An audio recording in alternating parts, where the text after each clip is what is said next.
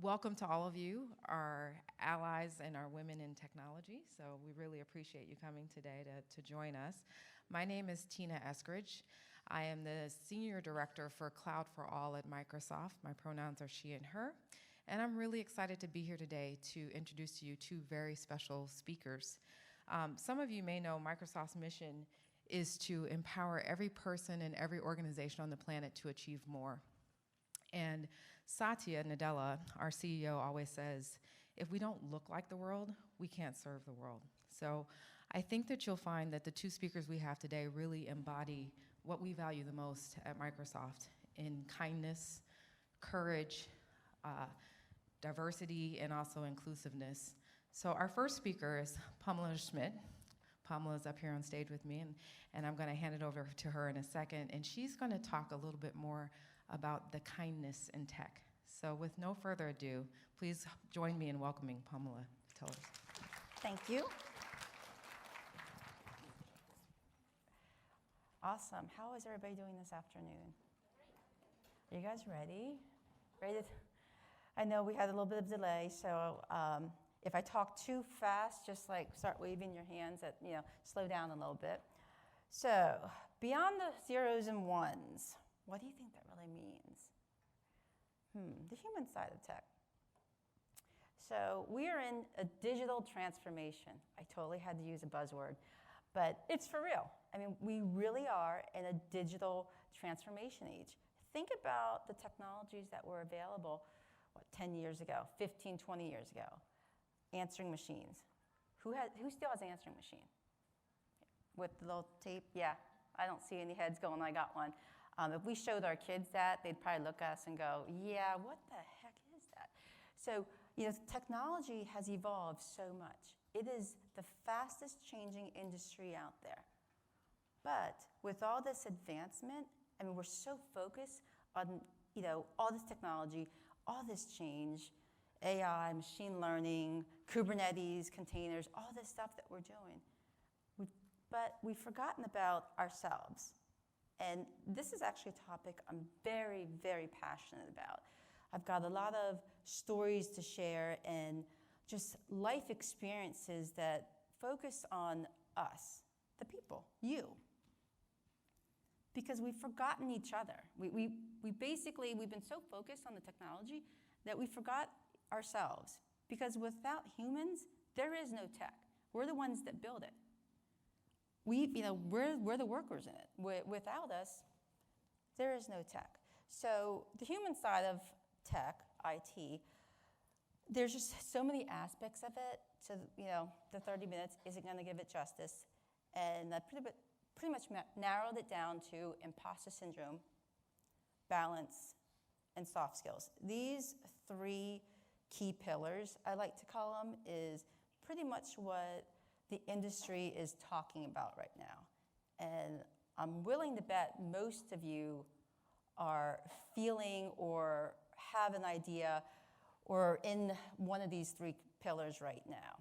And then we're going to talk about inclusive and diversity. That just, to me, if you've got the top three pillars, inclusion just naturally comes. Imposter syndrome. What is imposter syndrome? Raise of hands if anybody knows what it is or is feeling it. Okay, it's pretty good. So it's the feeling of self-doubt, insecurity, like you're a fraud. I have imposter syndrome just about every day. I started at Microsoft 11 months ago, so it'll be a year in July 23rd. And just about every day, I feel like an imposter. Why? I work with amazing people, and I'm always doubting myself. It's, and people are like, wow, you're like a rock star. I'm like, no, I'm not. Look at the people I work with, they're rock stars. And I'm sure a lot of you in here are thinking, wow, that's actually a term. There's actually a term for what I've been feeling. Because I've actually met people that have felt this but didn't know what it's called. They just called it like self-doubt. In fact, when I was in Toronto giving this same talk, a woman came up after me and said, oh my God, you are, that's me. I've been feeling this, but I I didn't know what it was called. I feel validated that it was okay to feel this, and others feel it.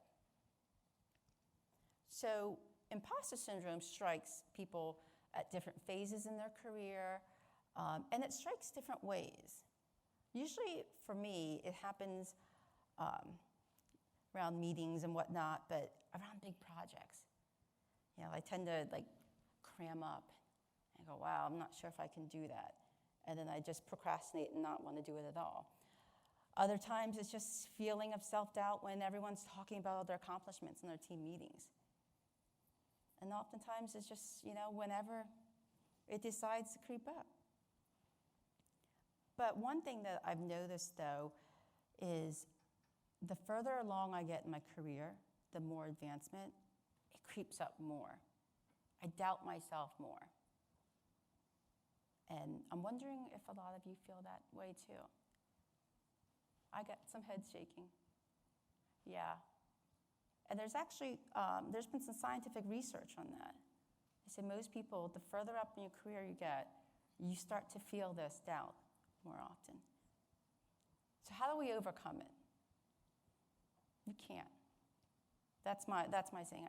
There's really no way of getting rid of it. You're not going to be cured of it. There's ways to beat it when you get that voice in your head.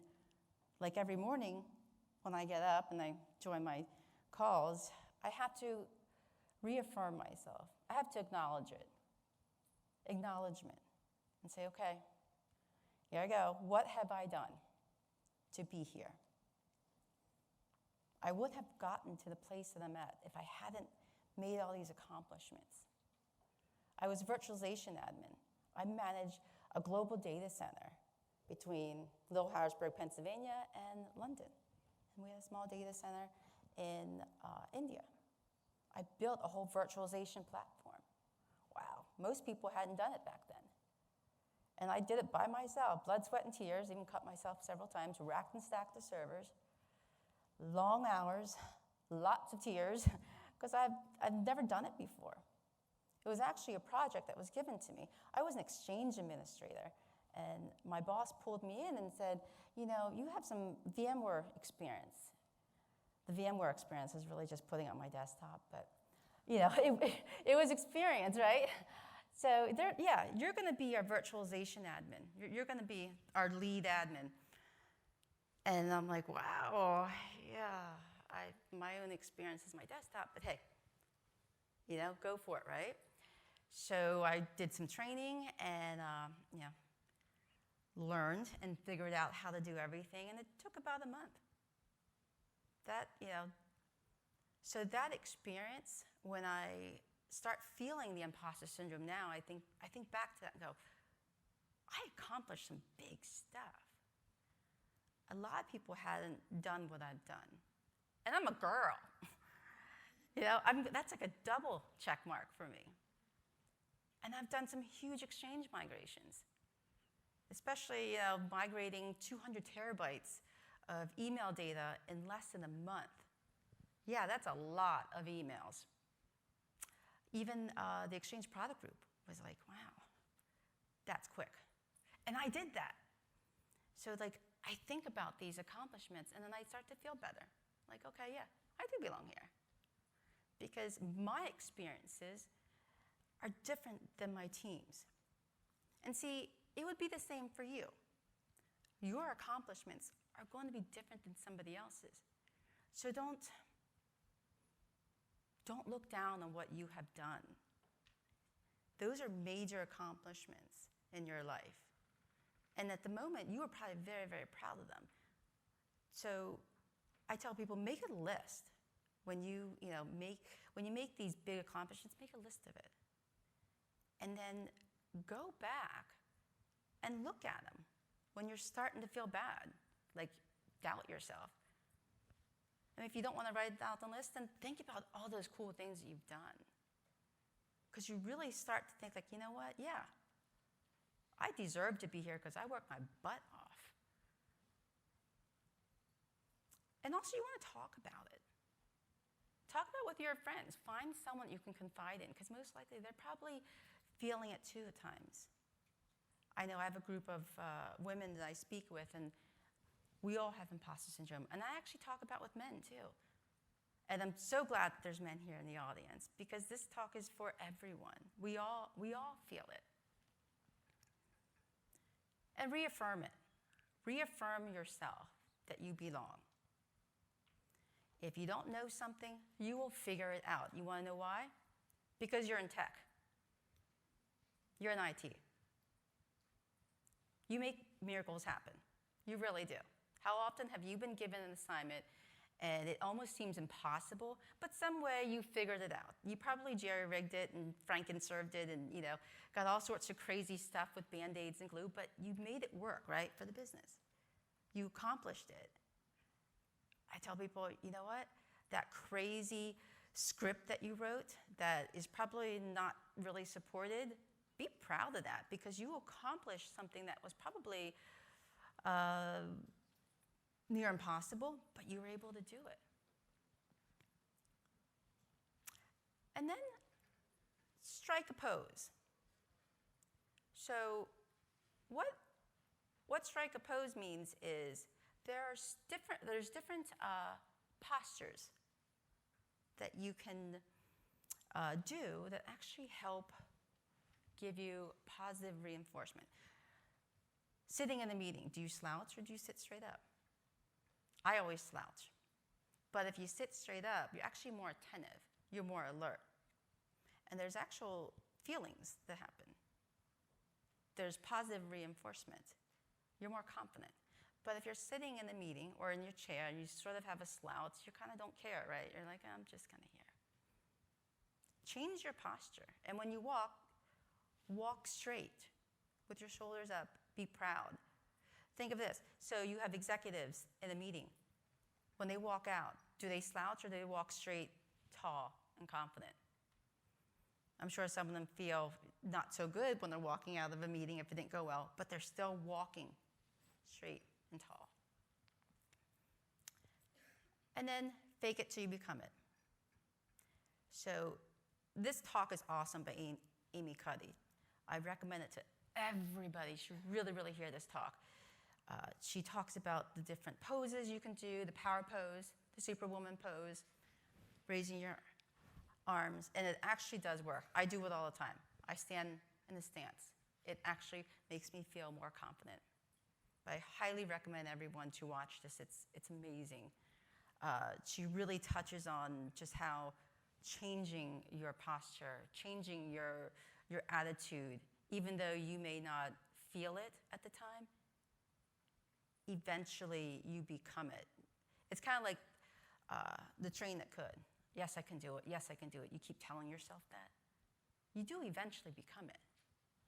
It's that positive thinking. And then balance. And this balance is just not, balance with work and life. It's mental balance. It's all of it. Work-life balance. This is huge right now. Most people have been burnt out at some point in their career because you've been overworked, stressed, working long hours, not taking your breaks. You have to take your breaks. Think about your computer. If you run the Windows, how often do you have to reboot it for it to refresh? To make it, run a little faster, right? You gotta do it at least once every so often. Your bodies need that. You need a break. You need some time to disconnect. Not just from work, but also electronics too. We all need to disengage every so often. It will help you physically, but mentally. So burnout has actually been recognized by the World Health Organization, as an official syndrome. That's pretty huge. I mean, people are burned out, and it's just not in tech, it's everywhere. We are just so connected all the time. We have this constant need to be connected. But a lot of us, because of imposter syndrome, we're constantly working harder and harder, trying to prove to somebody, to ourselves and to others. So it's a vicious cycle, right? You're working harder and harder, and then now you're burning yourself out. Are you taking your breaks? And when you are taking breaks, are you actually disengaging? So I've been burned out multiple times, and I don't say the last time I was burned out, but the first time when I really, really realized it was when my kids were younger. Now, my 12-year-old daughter is sitting right there. And at the time, I was just present for her. And I was present for my other kids. I was there physically, but I wasn't present. I was on my phone working all the time. I mean, my kids, if you ask them, what did your mom do? Yeah, she works. That's all she does is work. In my mind, I was working to provide for them, but I wasn't there. And I absolutely regret it because kids grow up. They grow up too fast, and you can't go back in time. There's no time machine. And it's just not about being present for your family, but yourself. People have gotten sick from burnout. Like it affects you physically. I've gotten sick from it. So I encourage everyone, take your breaks. But burnout also causes depression when you're just super stressed. And I've lost some friends in the industry that have taken their own lives. They got to a point where it just was too much. And that's why I talk about this, because I don't want that to happen to anybody else. We can help prevent it. We can help each other.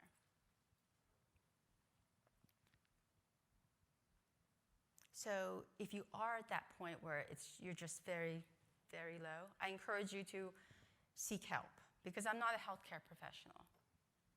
But you should talk to somebody. And then how can we support each other? Support your team, because guaranteed there's probably somebody in your team that might be getting burned out. Someone that is, you start to get a little cynical sometimes, a little overworked, too many projects. Let's support each other. If you notice someone that's maybe behaving a little differently, talk to them. Hey, let's go have a coffee. How's it going? Anything you want to talk about? You seem kind of off. That actually happened to me back in March.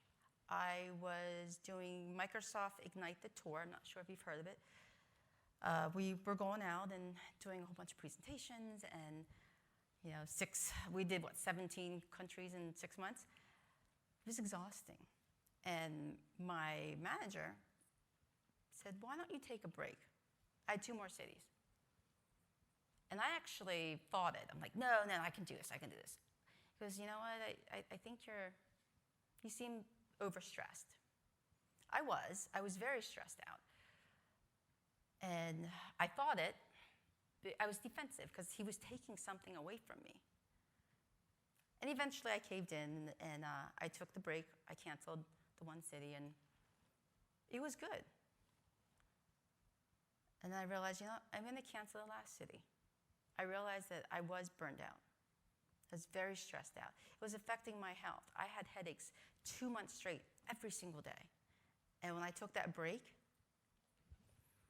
wow, I stopped taking, aspirin. Like I was taking aspirin, ibuprofen, extra strength Tylenol, all 3, cocktail mix, just for me to be able to think. And I did that for 2 months. Yeah.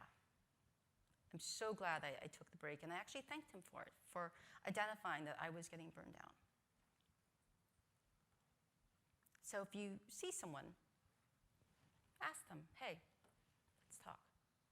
And if you're a manager, maybe offload some of that work. And we also want to respect each other's time, right? Respect comes with the burnout. So you don't need to always be connected. So I actually have this tagline on my signature, my email, because everyone always feels like they need to be connected. You get an email at 2 in the morning, do you have to reply? No, you don't. And we shouldn't expect that. We should not expect that of our employees. I get the emergencies, I totally get it. I've been on call. Fires happen, but if you're doing it every day, That's not cool. So when you do send those late night emails, because people work in different hours, let them know that respond when you're working. Respect their time off. So this signature has actually started going viral in our org. And people they take it seriously. If you're not working, no need to respond yet. Just get back to me. And I absolutely respect that when people do that. And when they're away, I'm not going to bother them. It can wait. Soft skills. It's human skills. It's those skills that you can't learn from a technical training book.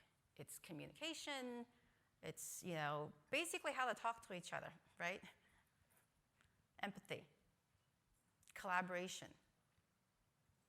Traditionally, what everybody thinks of IT is we work in the basement in a dark corner with the lights off, and all we do is just stare into the computer, or we're crawling under desks plugging wires in. We're more than that.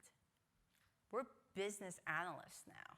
We need to work with the business in order to help them become successful. We need to provide solutions. I mean, that's our job, ultimately, is providing solutions.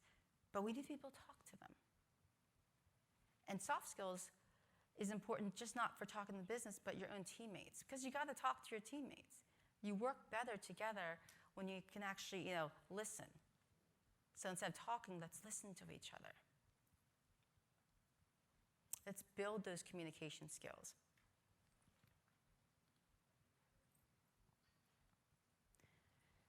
So I've talked about those 3 pillars, and I talked about respect, communication skills, all that. When you have all that, you get the inclusion.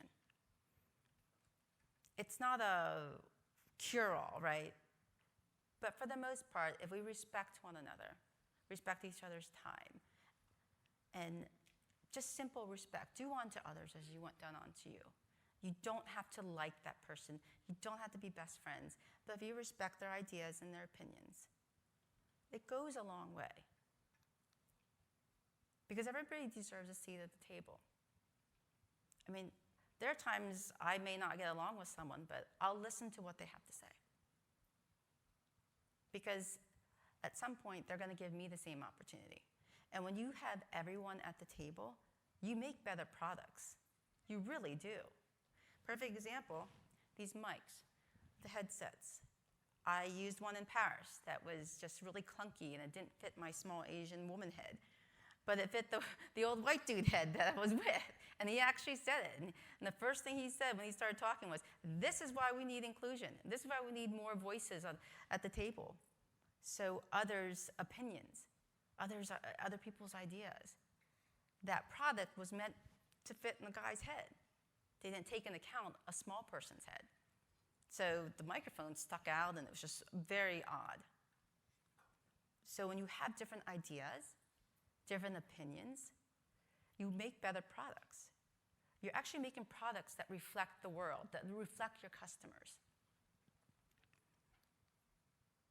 So respect and speak up. So speak up goes not just about speaking up about harassment if you're getting harassed, right? Or if you see an issue. But it's also the others around you, our allies. If you see something, speak up. Because if we don't speak up about things, we don't change anything. I mean, how would you be able to change something if you don't know about it? And then we have to make it better. This industry is just, it's tiring every time I hear about, the Me Too's or another person burned out. We really do have to make it better. It's really for the kids, the future. If we don't change the way the industry is going, what type of industry will the children, the young generation, those 2 little girls, what are they going to come into? Burned out adults, this, culture of you need to work 24/7 in order to survive. Everyone being mean to each other, not respecting each other. We tell our kids that they need to respect each other at school. Be kind, don't bully. But as adults, do we actually follow the same advice that we give our kids? We try to, but oftentimes, if you look at the news, we're not. I know it seems really basic, but if we just respect each other and sort of follow what we tell our kids, you don't have to like them, right? But don't bully them. Be nice. Really goes a long way. We're changing the present for the future. So thank you, everyone. And then evaluate the session.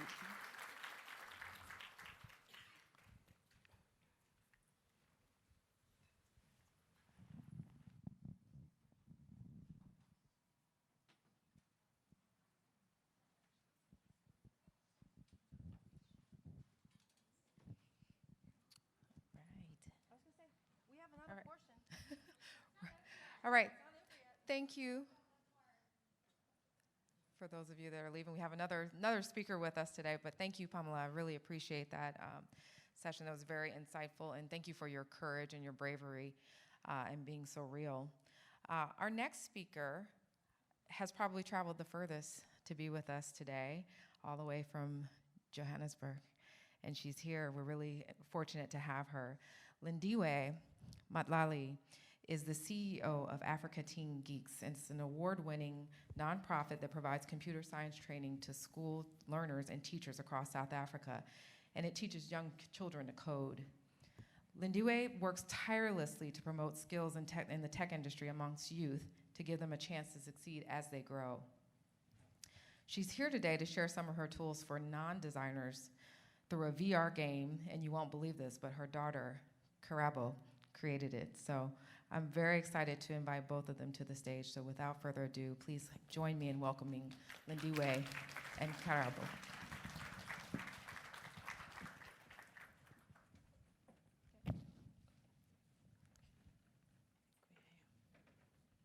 Thank you so much. Waiting for my slide to start.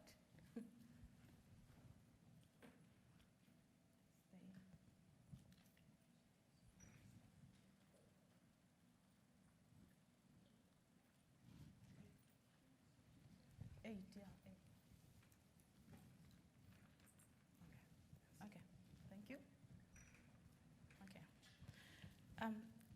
What I'm here to talk about is really the lack of diversity in STEM, and specifically the lack of women in STEM, and even more specific, lack of women of color in STEM, and how we can change that, and the work that we have been doing in South Africa to change it. Don't think my clicker is working. Okay, cool. All right, it's fine. BRK1020, I started BRK1020 in 2014. And it started because I was at MIT at the time, and there was an 8-year-old girl that came and presented an app that she had created. And as she was talking, I started Googling what's happening at home, what's happening in South Africa, why don't we have 8 girls that young being able to do that? And the stats were shocking. Only 10% of our schools in South Africa teach IT, and it's mainly for the last 3 years of high school. And what was even more shocking is that those schools are only in the affluent areas. So 90% of the schools in South Africa that don't teach tech are the schools that people of color attend in disadvantaged communities. And the issue, it's not really racism or anything like that. It's because of lack of infrastructure in our school, because of the legacy of apartheid. We don't have qualified teachers. A lot of our teachers can't even use, Microsoft Word. So let alone you can't, even if you went there and you try to teach them to teach coding, they just don't, it's a huge ask. And as I've been working with the kids, we started running the Saturday classes at one of South Africa's largest university, the University of South Africa. It's a distance university. So they've got labs in 24 cities in South Africa. And we started encouraging kids to come. Our classes are free, run by volunteers. And what was even more shocking for me, while you go, you tell people, there's the free classes, bring your kids, they can learn how to code. What happened was, we went to one of the sessions, you go there, there's only about 3 kids. And you're thinking, why? And we realized that having an opportunity is not the same as people being able to actually access it. So we had to think of having this opportunity. How do we then make sure that these kids that we're trying to bring in, they come from disadvantaged communities, their parents are security guards, they are domestic workers, the lowest paid, they couldn't even afford the transport to pay for their kids to come to the classes. So our strategy had to change. And it started to say we needed to think about, if you're going to create an opportunity, how are you going to make sure that everybody can access it? In South Africa right now, I'll tell you, it's one of the best places to be, as a woman and a black woman, the best country where, there's lots of opportunities that are there. And sometimes when you sit with people on the table, they'll tell you, why are these people, specifically when you talk about people who are poor, it's like, why aren't they coming in? Like, these opportunities are there. The government has the most women-friendly policies, but why aren't they taking advantage of them? And I started working with the government 5 years ago, and to introduce coding and robotics to our curriculum. But with the issues that I explained to you, and when I sat at the table and I realized the people that were making these policies were assuming that everybody has, can access it. And the point was, if we're not at the table, there was no voice that can say, hey, you can't just say, I'm gonna introduce coding to schools when 90% of our schools do not have computer labs. When 90% of our teachers, actually there was a shocking study that came out 3 months ago, actually, that found out teachers, grade 3 teachers, that will be K3 in the US, failed a grade 3 English test. So how are you going to be teaching the kids when you cannot even, that's like you think there's no way you cannot pass a grade, a K3 test where you've been teaching for like 20 or odd years, because our teachers are also older. So that's also where the challenge is. When you go and you say, we're gonna train teachers for IT, they don't show up. Why? They're scared.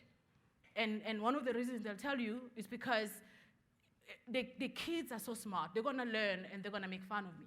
They're gonna realize that I don't know as much. So we had to look at how do you then create a curriculum that was inclusive. But also with the stats that you see on the board, like in the lack of diversity for women, how do you also then encourage these kids? Because for those schools that I mentioned, the 10% that do have infrastructure, only 20% of girls take computer science. So they've got the teachers, they've got the internet, they've got the computer, but girls don't do it. And what was the reason? And the reason really that I found is, mainly girls that are interested in STEM are often told that they inherited a male brain. You are a tomboy. When my daughter Karabo, when was young, at about 4, so she started loving this show, How It's Made, on BBC. So it's an engineering thing. And also when my husband was fixing a car, she was interested. She'll go and say, and I started looking, I wanted to encourage her to actually do that. And one day my sister was visiting me and she said, I think your daughter is a tomboy. You need to do more. Why is she outside and start trying to work with your dad and not with you? Are you sure she's not gay or lesbian? I'm like, why would anybody think that? But unfortunately, that's a lot of that kind of stereotype that is out there, that if a girl is technical, if a girl wants to be an engineer and she starts being interested in those when they're young, then there must be something wrong with them. Why aren't you interested in watching YouTube about makeup and stuff? And that's something that we had to change. But for me, is you cannot change that if, one, I believe, I think we know this, early exposure is very important. I love Serena Williams, not because of what she's doing, she's amazing, but her story for me is what resonated with me, that her parent, really her father, was the one who was very much involved when she was young in making sure that she could play tennis and become the star that we know. And for a lot of people of color, for example, we don't have a lot of role models that you can say, hey, you know what, you can hear about a Mark Zuckerberg, but he doesn't look like me. And his background, a lot of when you go to kids that are really poor, when you tell them, you can become the next Mark Zuckerberg, they tell you, well, Mark Zuckerberg doesn't live in a shack. Mark Zuckerberg, never, when he grew up, he didn't have to worry where his next meal is going to come from. And having those people that can come and teach, so it's very there's not a lot of them that you can put and say, hey, there's a car maker that, as Michael Okimasona from Nigeria. We don't even have a car making company in Africa in general. So for me, it was, we had to look at how do we then bring them and for me, it was, we need to educate the parents. And by educating the parents, it's when you bring the parents in, they don't have to be technical, right? Because obviously, a lot of them, they're not that educated. So we had to teach, for example, we started a program called Need to Code. And that was really aimed at teaching girls Python through knitting.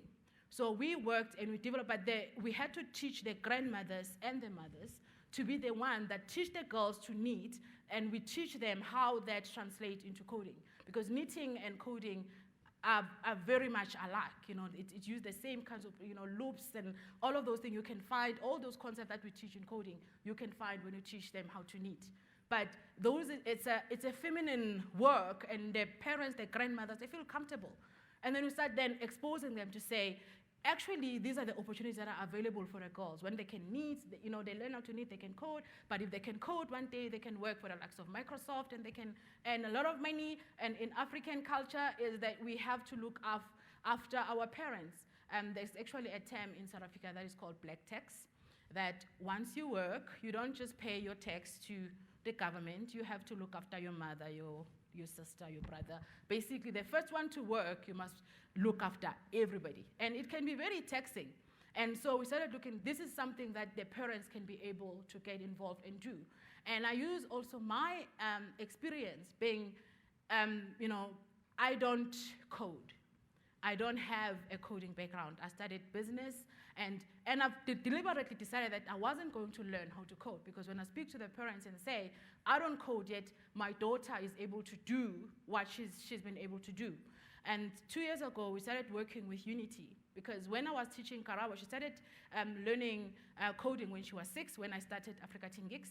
So a lot of the work that I do and any curriculum that I find, I always test it with my kids, and as they are like my guinea pigs to see whether it's gonna work or not. And I started getting really interested in virtual reality, because VR for me was working with our school, our government, also when it comes to science, only also 10% of our school have science lab. And because of the amount of money it costs, our government is not something that they're going to fix tomorrow. We still have a lot of bread and butter issues. Like, I don't know if some of you have learned, but 2 years ago we had a 6-year-old boy that died going to the toilet, in a pit toilet. He basically drowned in a pit toilet at school. And those are issues that we have to start and address first. So putting together computer labs and even science lab, it's a nice to have, but not a necessity. We have to start by building that first. And so I started saying, we want to build a VR platform where we can get these kids, specifically kids in townships and rural areas, and teach them where they can perform science experience through VR. And I approached the company that does it, which I'm not going to name, but they focus at university level. And they said to me, no, we're not interested in primary and high schools. And started talking to a lot of companies. They told me the same thing, that we're not going to do that in primary. So I said, you know what, I'm going to do it. I'm just going to figure out, and I'm going to do it. And as I was looking at getting people that can work with us, when there were very few companies in South Africa that actually develops for VR. And because there are few, they were very expensive. And because for us, it's not a profit making, it's something that we're building for our schools. And I know that our government was just definitely not gonna fund it because the media is probably gonna go crazy when how do you build a VR platform when your schools are dying trying to do the most basic human, thing, like basically going to the toilet. So we started building it, and also I thought, for me it was, I wanted to build it, but I also wanted to look at how do we then create a pipeline of these kids and girls that can be able to build VR platforms so that I don't have to try and Google and find companies that are outside of South Africa. And we approached Unity, and we started by saying we're going to build this VR platform, but we also have to, whatever we're creating, it has to be in a way that we can also use it as part of our curriculum and teach our kids about that. Because when Karabo started, all the courses that were available for VR on Coursera, on EDX, were at university level.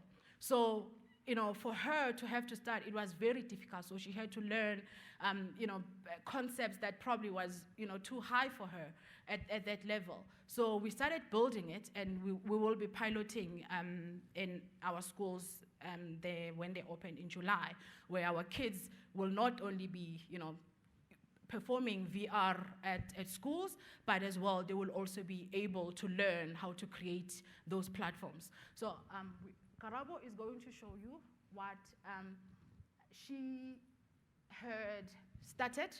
And this is her own initiative called Girls in VR that she started with an 8-year-old girl from Washington. I don't know if some of you are on Twitter. She's very active, the tiny diplomat. And another 12-year-old who's based in France, and then her in South Africa. And they are doing this, they're all remote, and all of them have never met face-to-face. So they've met on social media, and they started connecting using Skype, and where they started talking about how they're going to build this, the Girls in VR movement. And she's going to show you how she's currently working on a game that she created. Number one, she's still not that good in C, so she had to figure out how she can do the animation with her limited C, programming skills. And it's been also great just to watch how she's been able to find this information online. And the importance of when, as parents, we encourage our kids what they are capable of.